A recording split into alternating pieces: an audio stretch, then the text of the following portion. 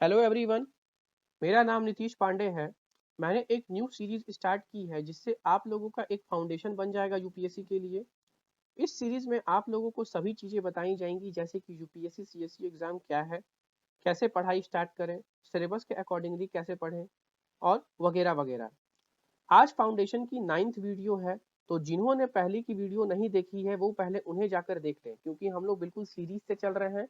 आप लोग का सभी doubt bit by bit clear होगा और आप लोग सभी चीज जान जाएंगे कि यूपीएससी एग्जाम में हम लोग को करना क्या है, उसके प्रिपरेशन में क्या करना है और कैसे स्ट्रैटेजी प्रिपेयर करना है।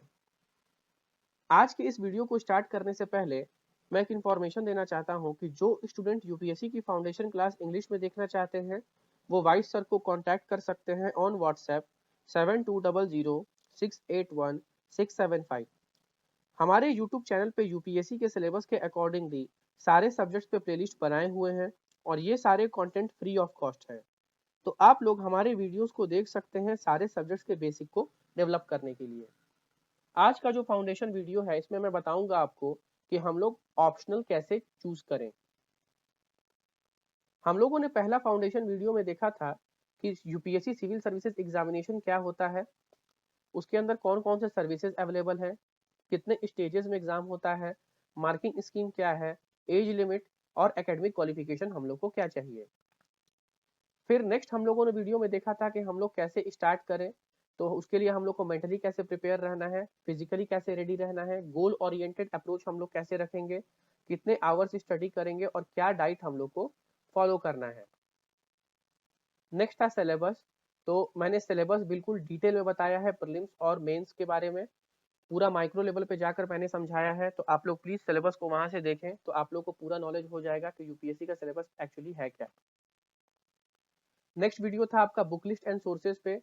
तो मैंने पीवाईक्यू से स्टार्ट किया था, मतलब प्रीवियस ईयर क्वेश्चन के लिए क्या हम लोग बुक करेंगे, उसके बाद डिफरेंट सब्जेक्ट्स के लिए क्या क्या सोर्सेज हम लोग फॉलो करेंगे, जैसे कि हिस्ट्री सोसाइटी हो गया, ज्योग्राफी हो गया, पॉलिटी आईआर हो गया, इकोनॉमिक्स हो गया, इंटरनल सिक्योरिटी हो गया, एथिक्स हो गया। तो इन सभी सब्जेक्ट्स के लिए हम लोग कौन सी बुक और सोर्सेज फॉलो करेंगे बिल्कुल डिटेल में मैंने बताया है। उसके बाद यूपीएससी प्रिपरेशन स्ट्रैटेजी कैसे हम लोग करेंगे, हम लोग को किन किन पॉइंट्स पे टारगेट करना है, किन किन पॉइंट को फोकस करना है। उसके बाद पूरे प्रिपरेशन को मैंने 4 फेजेस में डिवाइड किया था on the basis of month. Month wise मैंने 4 फेजेस डिवाइड किया है, उसके अकॉर्डिंगली आपको प्रिपेयर करना है। उसके बाद मैंने टाइम टेबल भी दिया था जो कि आपका मंथली टाइम टेबल था, कि हर एक मंथ में क्या आपका डेली वीकली ऑब्जेक्टिव रहेगा, आपको सब कुछ उसमें मेंशन्ड है और फेज्ड माइनर में है, मतलब कि 4-4 महीने का 3 फेज बनाया गया है, उसके अकॉर्डिंगली आपका टारगेट्स है टाइम टेबल के अकॉर्डिंग। तो आप लोग ये भी रिफर कीजिए। फिर उसके बाद हम लोगों ने डिस्कस किया था कि कॉमन मिस्टेक्स क्या क्या हम लोग को अवॉइड करना है यूपीएससी के प्रिपरेशन के दौरान। और उसके बाद हम लोगों ने बताया था कि हम लोग नोट्स कैसे बनाएंगे यूपीएससी के लिए। तो कंप्लीट अभी हम लोग 8 वीडियो अभी तक कंप्लीट कर चुके हैं। आज का जो वीडियो है ये 9th वीडियो है। तो इसीलिए मैं चाहता हूँ कि जो पहले की 8 वीडियोज हैं वो आप जाके कंप्लीट कर लें, ताकि आपका बिल्कुल बेसिक से बिल्कुल आप स्टार्ट करें कि यूपीएससी क्या है, उसमें नोट्स कैसे बनाएंगे, क्या क्या कॉमन मिस्टेक्स अवॉइड करना है, सिलेबस क्या है, कैसे स्ट्रैटेजी प्रिपेयर करेंगे, सब चीज आपको उसमें पता चल जाएगा। आज के वीडियो में सबसे पहले हम लोग स्टार्ट करेंगे कि ऑप्शनल का इंपॉर्टेंस क्या है, मतलब ऑप्शनल पे इतना फोकस हम लोग को क्यों देना है। तो इसका सबसे पहला पॉइंट है 500 मार्क्स। इसका मतलब क्या है कि हम लोग जानते हैं कि ऑप्शनल का जो टेस्ट होता है वो 2 पेपर्स में होता है, 250 मार्क्स ईच। तो इसका मतलब क्या हो गया, दोनों पेपर को अगर मिला दिया जाए तो 500 मार्क्स का होता है। तो एक तरह से हम ऐसा बोल सकते हैं कि ये जो है आपका रैंक डिसाइड करेगा। ऐसा पास्ट में देखा गया है कि जितने भी टॉपर्स हैं उनका जो मार्क्स है आउट ऑफ 500 वो आपका 290 से 300 के रेंज में लाई कर रहा है। तो इसीलिए आप लोग को यहाँ पे कड़ा मेहनत करना है ऑप्शनल में, ताकि आप लोग का भी मार्क्स जो है या रैंक जो है वो अच्छा आपका आ सके। उसके बाद है option to choose subject. UPSC ने क्या किया है कि कुछ सब्जेक्ट्स के लिस्ट दिए हैं जिसके बेसिस में आपको चूज करना है कोई भी एक पर्टिकुलर सब्जेक्ट और वहीं आपका ऑप्शनल माना जाएगा। यहाँ पे आपको कोई भी सब्जेक्ट थोपा नहीं गया है, लेकिन आपको एक लिमिटेशंस दिया गया है कि किन सब्जेक्ट्स के बीच में आपको चुनना है और कम्प्लीटली ये आपका चॉइस होगा कि कौन सा सब्जेक्ट आप चुनेंगे ऑप्शनल के लिए। तो इससे क्या है, ये आपका एडेड एडवांटेज है, मतलब कि अगर जो भी सब्जेक्ट अगर आप चुन रहे हैं, अगर उसका आपको बैकग्राउंड नॉलेज है या आपको इंटरेस्ट है तो ये आपको फ्रूटफुल रिजल्ट्स दिलाएंगे। लास्ट है आपका हाई स्कोरिंग। तो जैसा मैंने आपको बताया था कि ऑप्शनल सब्जेक्ट पे लोग मैक्सिमम फोकस देते हैं। अगर हम 100% में अगर बात करें तो 60% ही अदर सब्जेक्ट्स के लिए प्रिपेयर लोग करते हैं और 40% पूरा प्रिपरेशन का लोग ऑप्शनल पे देते हैं, क्योंकि ये आपका हाई स्कोरिंग भी होता है, क्योंकि ये आपका इंटरेस्ट के बेसिस पे होता है और हाईली फोकस्ड सब्जेक्ट्स होते हैं। 500 मार्क्स का होता है तो जाहिर सा बात है कि सब लोग इसी पे ज़्यादा फोकस डालेंगे। ये आपका रैंक भी डिसाइड करता है। तो इसीलिए ये कुछ कुछ पॉइंट्स हैं जिससे हम बोल सकते हैं कि ऑप्शनल जो है वो बहुत ही ज़्यादा इंपॉर्टेंट सब्जेक्ट है। नेक्स्ट है आपका पॉइंट्स टू रिमेंबर। अब मैंने बताया कि ऑप्शनल क्यों इंपॉर्टेंट है। अब मैं आपको यहाँ से ये बताऊंगा कि क्या क्या पॉइंट्स आपको ध्यान में रखना है जिसके हेल्प से आप अपना ऑप्शनल सब्जेक्ट जो है वो चुनेंगे। तो सबसे पहला आपका है सब्जेक्ट इंटरेस्ट। सब्जेक्ट इंटरेस्ट को मैं कुछ डायमेंशंस में बांटूंगा, उसको बस केवल ध्यान से आप सुनिएगा। सब्जेक्ट इंटरेस्ट का मतलब क्या होता है कि एक सब्जेक्ट में आपको इंटरेस्ट है, तब तो कोई प्रॉब्लम ही नहीं बन रहा है, आप वही सब्जेक्ट ले लेंगे। और क्या क्या हो सकता है, सपोज कीजिए कि जहाँ जिस सब्जेक्ट से आपने ग्रेजुएशन किया है या पोस्ट ग्रेजुएशन किया है, अगर आप उसी सब्जेक्ट को लेते हैं तो उससे ये आपको बेनिफिट होगा कि आपका बैकग्राउंड नॉलेज जो होगा उस सब्जेक्ट का पहले से ही क्लियर रहेगा। तो लगभग आपको और अराउंड आपको 60 to 70% ही मेहनत करना है, बाकी आपका 30% बैकग्राउंड जो होगा पहले से क्लियर रहेगा। दूसरा डायमेंशन क्या हो सकता है कि लोग जो है उनको कोई भी सब्जेक्ट में इंटरेस्ट नहीं आ रहा है, जो भी सब्जेक्ट लिस्ट में दिया हुआ है उनको पता ही नहीं है कि कौन सा सब्जेक्ट हम लें, क्योंकि उनको सारा सब्जेक्ट बोरिंग लग रहा है और उनको पता नहीं है कि और क्या हम लोग इसके लिए कर सकते हैं। तो इस केस में क्या कर सकते हैं आप कि जितना भी लिस्ट दिया हुआ है उसमें से कोई भी आप 5 सब्जेक्ट निकाल लें। वो 5 सब्जेक्ट्स का क्या करें, आप सोर्स देखें, थोड़ा सिलेबस भी देख लें और उसका प्रीवियस ईयर क्वेश्चन भी देख लें। और स्टार्टिंग में क्या करें कि आप 10 से 15 पेज हर एक सब्जेक्ट का थोड़ा पढ़ के देखें। जो भी सब्जेक्ट आपको ज्यादा समझ में आ रहा है आप उसी सब्जेक्ट को ऑप्ट कर लीजिए।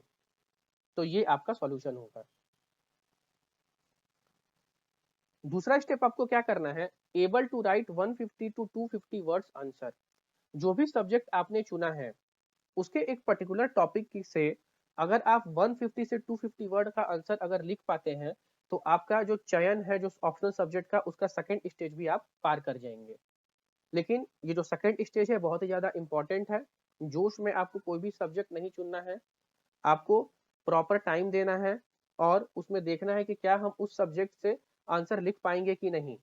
और दूसरा, अगर मान लो सपोज उस पॉइंट ऑफ टाइम में आप नहीं समझ पा रहे हैं कि आंसर लिख पाते हैं कि नहीं, तो आप ये एटलीस्ट सोचिए कि क्या अगर हम इसको पढ़ते हैं तो आने वाले टाइम में क्या हम आंसर इससे लिख पाएंगे कि नहीं। बस केवल आपको दो चीजों पे फोकस करना है। नेक्स्ट है अवेलेबिलिटी ऑफ सोर्स। क्या होता है कि कोई कोई ऑप्शनल सब्जेक्ट का जो सोर्स होता है वो बहुत ही ज्यादा कम अवेलेबल रहता है और किसी किसी का बहुत ज्यादा रहता है। तो इसीलिए आपको ये भी ध्यान देना है कि जो भी ऑप्शनल सब्जेक्ट आप चुन रहे हैं उसका जो सोर्स है वो अवेलेबल हो। टीचर्स, टेस्ट सीरीज, जितने फैकल्टीज होते हैं ये सब भी अवेलेबल हो ताकि आपको प्रॉपर गाइडेंस मिल सके। तो इसीलिए मैंने क्या किया है कि आने वाले स्लाइड्स में मैं आपको बताऊंगा कि मैं ऑप्शनल सब्जेक्ट्स को 2 पार्ट्स में डिवाइड मैंने किया है, एक कॉमन सब्जेक्ट्स को लेके और एक रेयर सब्जेक्ट्स को लेके। और ये आपका अवेलेबिलिटी ऑफ सोर्स के बेसिस पे ही डिवीजन किया गया है। तो ये आपको 3 पॉइंट्स जो है आपको दिमाग में रखना है वाइल चूजिंग योर ऑप्शनल। उसके बाद नेक्स्ट हम लोग चलेंगे डोंट्स वाइल चूजिंग, मतलब कि क्या क्या चीजें हमें नहीं करनी है ऑप्शनल चुनने के दौरान।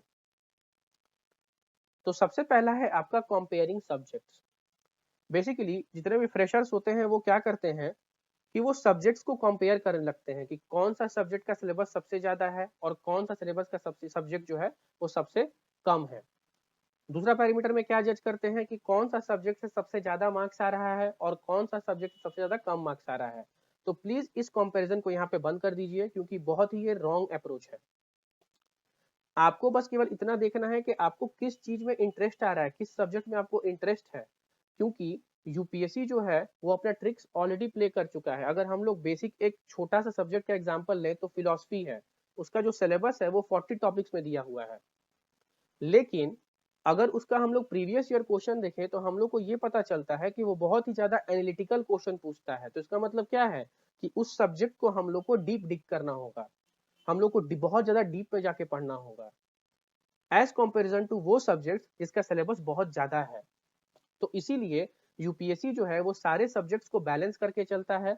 अगर किसी भी सब्जेक्ट का अगर सिलेबस कम है तो इसका मतलब ये नहीं कि वो बहुत ही आसान सब्जेक्ट है। तो इसीलिए आप जो भी ऑप्शनल चूज करें उसको ध्यान से चूज करें, कंपैरिजन के बेसिस पे चूज उसको ना करें। नेक्स्ट है आपका फॉलोइंग टॉपर्स। कुछ कुछ लोग क्या करते हैं कि यूट्यूब में जो भी टॉपर्स लोग का इंटरव्यू आता है उनके बेसिस पे अपना ऑप्शनल चूज करते हैं, लेकिन उनको ये चीज ध्यान रखना बहुत ही जरूरत है कि टॉपर्स जो भी ऑप्शनल अपना चूज कर रहे हैं वो अपने इंटरेस्ट के बेसिस पे चूज करते हैं, वो अपने कैपेबिलिटी के बेसिस पे चूज करते हैं कि क्या वो उस ऑप्शनल को वो कर पाएंगे या नहीं। तो जो लोग भी मतलब जो लोग भी हैं, जो भी टॉपर को वो लोग एडमायर करते हैं, प्लीज उसके बेसिस पे अपना ऑप्शनल चूज ना करें। नेक्स्ट है इन्वेस्टिंग लेस टाइम। मतलब कि ऑप्शनल चूज करने के लिए कुछ कुछ लोग बहुत ही लेस टाइम इन्वेस्ट करते हैं, हड़बड़ी में कि ऑप्शनल सब्जेक्ट्स ही हैं तो कोई भी ले लेते हैं, प्रिपेयर ही तो करना है एट लास्ट। तो प्लीज ये जो माइंडसेट आपका है प्लीज इसको आप हटा दीजिए। ऑप्शनल चूज करने के लिए आप थोड़ा 7 दिन या 10 दिन या 15 दिन थोड़ा टाइम ले लीजिए, क्योंकि ऑप्शनल जो होता है वो आपका रैंक डिसाइडर होता है, रैंक डिसाइड ये करता है। तो इसीलिए इसमें अगर आप टाइम इन्वेस्ट भी कर रहे हैं तो ये बहुत ही वर्थ इट है। तो इसीलिए प्लीज इसमें ज्यादा से ज्यादा टाइम इन्वेस्ट करें, और एक बार चुनने के बाद अगर आगे चलकर अगर आपको लग रहा है कि क्या कहते हैं एक गिल्ट हो गया है, तो प्लीज ऐसा ना माने, वो सभी ऑप्शनल पेपर के साथ वैसा ही होगा आपको। तो इसीलिए जो भी ऑप्शनल पेपर आप चूज किए हैं उसमें पूरा आप कॉन्फिडेंट रहिए और उसी के साथ आप फॉलो कीजिए। ये आपका लिस्ट ऑफ ऑप्शनल सब्जेक्ट है जो कि आपका यूपीएससी अवेलेबल किया है, मतलब यूपीएससी ने प्रोवाइड किया है। तो आपका टोटल 26 ऑप्शनल सब्जेक्ट है, जैसे कि आपका एग्रीकल्चर हो गया, उसका एनिमल हस्बेंड्री है, एंथ्रोपोलॉजी है, बैटोनी है, केमिस्ट्री है, और अन्य ऐसे प्रकार के आपके और सारा ऑप्शनल दिया हुआ है। लास्ट जो आपका ऑप्शनल है वो आपका लिटरेचर का है। तो लिटरेचर का भी जो ऑप्शनल है उसमें भी एक लिमिटेशन प्रोवाइड है कि मतलब किस किस लैंग्वेजेस पे आप ऑप्शनल ले सकते हैं लिटरेचर पे। तो एक पहले आपका आसामी है, बंगाली है, बोडो है, डोंगरी है, वैसे ही करके आपका मणिपुरी, मराठी, नेपाली, तेलुगु, ये सब आपका ऑप्शनल दिया हुआ है। अब ये जो लिस्ट दिया है उसमें से मैंने दो पार्ट्स डिवाइड किया है, एक पहले आपका कॉमन सब्जेक्ट्स का और दूसरा आपका रेयर सब्जेक्ट्स का। ये जो पूरा कंप्लीट 26 लिस्ट है, कंप्लीट 26 लिस्ट को मैंने नहीं डिवाइड किया है, मैंने वही सब सब्जेक्ट्स को चुना है जो कि आपका कॉमन और रेयर लिस्ट में आते हैं। तो सबसे पहले हम लोग स्टार्ट करते हैं कॉमन सब्जेक्ट्स के साथ। कॉमन सब्जेक्ट्स में सबसे पहला है आपका पब्लिक एडमिनिस्ट्रेशन, दूसरा है आपका हिस्ट्री, तीसरा है आपका सोशियोलॉजी, उसके बाद है आपका ज्योग्राफी, एंथ्रोपोलॉजी और आपका पॉलिटिकल साइंस। तो ये जो सब्जेक्ट्स हैं ये आपका मोस्ट कॉमन सब्जेक्ट्स है। अब मोस्ट कॉमन सब्जेक्ट्स का मतलब क्या है कि इनके जो सोर्सेज हैं वो आपको इजीली अवेलेबल हो जाएंगे, इनके जो टेस्ट सीरीज हैं आपको इजीली अवेलेबल हो जाएंगे, टीचर्स फैकल्टीज जो भी इन सब्जेक्ट्स को पढ़ाते हैं वो आपको आसानी से मिल जाएंगे, आपको बहुत ज़्यादा रिसर्च नहीं करना होगा इन सभी चीज़ों में। तो इसीलिए इनको मोस्ट कॉमन सब्जेक्ट्स बोला जाता है, पॉइंट नंबर 1। पॉइंट नंबर 2, इनको मोस्ट कॉमन क्यों बोला जाता है कि बेसिकली जो टॉपर्स होते हैं वो लोग भी यही सब सब्जेक्ट्स लेते हैं, क्योंकि इनका जो सोर्सेज होता है बहुत ज़्यादा इजीली अवेलेबल होता है। तो टीचर्स भी क्या करेंगे, वो देखते हैं कि टॉपर्स जो हैं वो यही सब सब्जेक्ट से मार्क्स ज़्यादा स्कोर कर रहे हैं, तो इसीलिए टीचर्स भी जो हैं वो इन्हीं सब सब्जेक्ट्स पे अपना प्लेलिस्ट या क्लासेस खोलते हैं, तो इसीलिए इनको मोस्ट कॉमन सब्जेक्ट्स बोला जाता है। नेक्स्ट है आपका रेयर सब्जेक्ट्स, मतलब वो सब्जेक्ट्स जो कि आपका रेयरली चुने जाते हैं। तो पहला आपका आता है फिलॉसफी, उसके बाद आपका लॉ,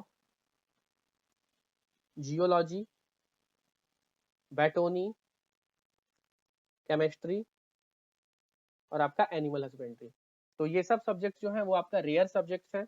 रेयर सब्जेक्ट्स का भी सेम रीजन है कि इनके जो सोर्सेज हैं वो बहुत ही रेयरली अवेलेबल हैं, ये आपको सभी जगह नहीं मिलते हैं। यहाँ पे आपको बहुत ज़्यादा रिसर्च भी करना पड़ेगा हर एक टॉपिक के रिलेटेड, क्योंकि आप सब चीज़ खुद से नहीं समझ पाएंगे। तो जाहिर सी बात है आप नेट पे रिसर्च भी करेंगे, कभी कभी ऐसा भी होगा कि वेबसाइट पे आपको ऑथेंटिकेटेड इन्फॉर्मेशन या अच्छा खासा इन्फॉर्मेशन नहीं मिलेगा इन सभी सब्जेक्ट्स के रिलेटेड। तो इसीलिए अगर ये सब सब्जेक्ट्स अगर आप चुन रहे हैं तो प्लीज ये सब चीज को कंसीडर कीजिएगा कि सोर्स जो है इसका सोर्स का जो अवेलेबिलिटी है बहुत ही कम है। दूसरा, वो स्टूडेंट्स होते हैं जो सोचते हैं कि हम लोग वो सब्जेक्ट्स ले जो बाकी लोग नहीं ले रहे हैं, तो प्लीज ऐसा काम ना करें, इसमें कोई भी होशियारी नहीं होने वाला है। आपको सोर्स होना चाहिए, क्योंकि अगर सोर्स नहीं रहेगा तो आप पढ़ेंगे कैसे। और मैंने आपको बताया ही है कि ऑप्शनल सब्जेक्ट्स जो होता है वो बहुत ही ज्यादा आपका मतलब बहुत ही ज्यादा इंपॉर्टेंट होता है, क्योंकि ये आपका रैंक डिसाइड करता है। तो इसीलिए कॉमन सब्जेक्ट्स और रेयर सब्जेक्ट्स इन दोनों के बेसिस पे आप अपना चयन कर सकते हैं। ऐसा नहीं है कि ये जो रेयर सब्जेक्ट्स मैं बता रहा हूँ ये आप नहीं ले सकते हैं, बिल्कुल ले सकते हैं, ये कम्प्लीटली आपके चॉइस पे डिपेंड करता है, लेकिन मैंने बता दिया कि इनको रेयर सब्जेक्ट्स क्यों कहा जाता है। ये सभी टॉपिक्स जो है ये अपकमिंग वीडियोस में आपको बताई जाएंगी, जैसे कि हम लोग करंट अफेयर कैसे प्रिपेयर करें, करंट अफेयर का रिलेवेंस क्या है, मतलब कि करंट अफेयर हम लोग को किस पोर्शन सबसे ज़्यादा ध्यान देना चाहिए। उसके बाद हम लोग एक अच्छा मेंस आंसर राइटिंग कैसे करें, क्या हम लोग को टेस्ट सीरीज ज्वाइन करना चाहिए, टेस्ट सीरीज ज्वाइन करना चाहिए तो हम लोग उसको रिग्रेसली कैसे फॉलो करेंगे, अपने हैबिट को कैसे बनाएंगे। उसके बाद क्या हम लोग को कोचिंग ज्वाइन करना चाहिए कि नहीं करना चाहिए, इसका क्या एडवांटेज होगा, क्या ड्रॉबैक्स होगा, और अन्य प्रकार के डायमेंशंस मैं इसमें बताऊंगा। और लास्ट जो वीडियो होगा वो आपका सीरियस और नॉन सीरियस यूपीएससी एस्पिरेंट्स पे होगा। तो ये आपका 4 टॉपिक बचा हुआ है अपकमिंग वीडियो के लिए। Thank you. आशा करते हैं कि आपको जो वीडियो है वो पसंद आया होगा, तो इसलिए इस वीडियो को लाइक कीजिए, कमेंट कीजिए, शेयर कीजिए, चैनल को सब्सक्राइब कीजिए। जय हिंद, जय भारत।